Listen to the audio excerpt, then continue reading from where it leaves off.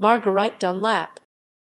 Marguerite Dunlap, July 20, 1887, January 7, 1959, was an American contralto opera singer.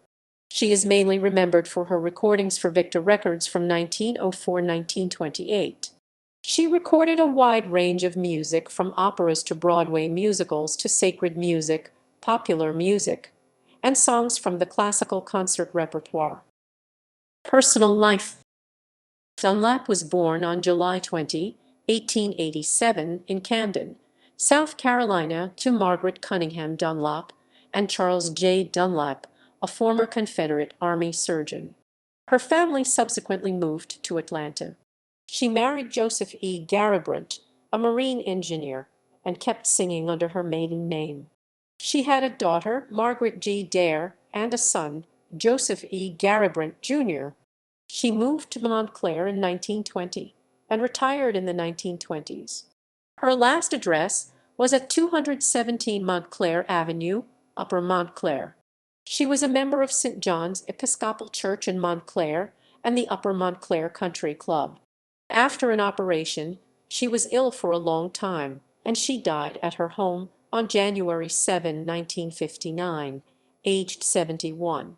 She had 3 grandchildren at the time of her death. She was buried in Bloomfield Cemetery after a service at the Van Tassel Funeral Home. Career. Dunlap began to show singing talent early in life, becoming an expert pianist by the age of 16. She sang alto with the First Baptist Choir in Atlanta. When she was 18, she went to New York City and, in a competitive audition, won a scholarship to the Metropolitan Opera School.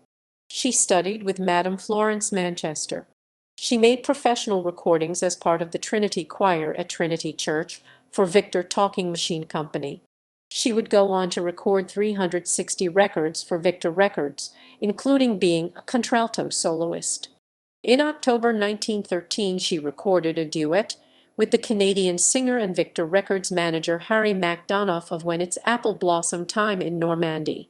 Dunlap had her debut at the Metropolitan Opera on January 18, 1907, in the first production of Manon Lescaut, composed by Puccini, with Enrico Caruso as the lead singer. Her last portrayal of this role was on March 2, 1907. In 1911, she was one of the performers in the Sextet for Lucia di Lammermoor in New York, and also recorded Mighty Like a Rose by Ethelbert Nevin in 1911.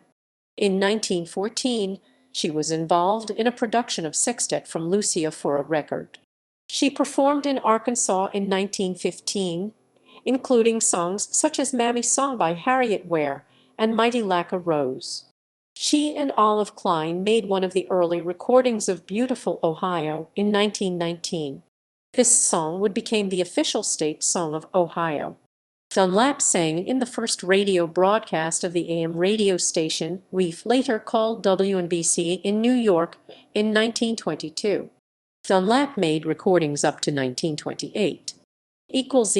References ==